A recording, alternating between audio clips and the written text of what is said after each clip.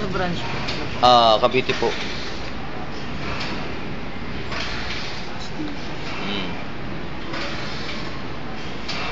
Tapos po, initialize po yan. Kita mo.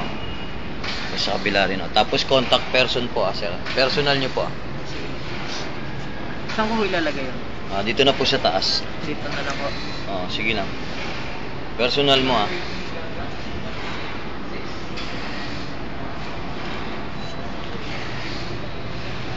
Yan. Tapos ganun din po yung thumb. Yan. Left and right po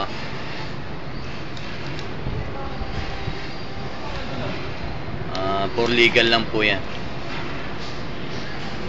Tapos ulitin ko na lang. Opo, kopyahin nyo lang.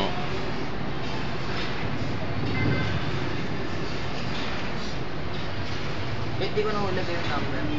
Opo, basta fill upan nyo po.